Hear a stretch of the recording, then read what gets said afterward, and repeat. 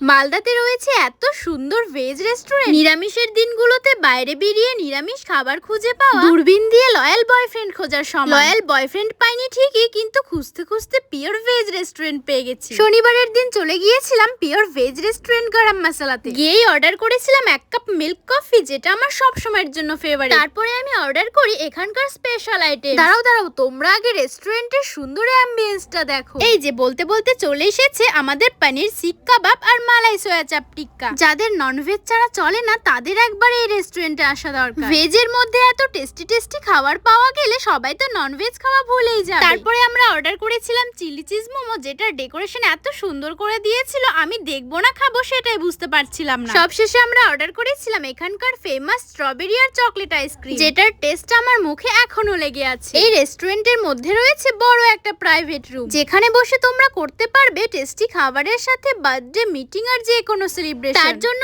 Decoration আর food ছাড়া extra কোনো টাকা লাগবে না। মালদা থেকে গাজরে যাওয়ার পথে আলমপুর থেকে 100 মিটার দূরে বাঁদিকে তোমরা দেখতে পেয়ে যাবে এই ভেজ রেস্টুরেন্ট গরম মশলা।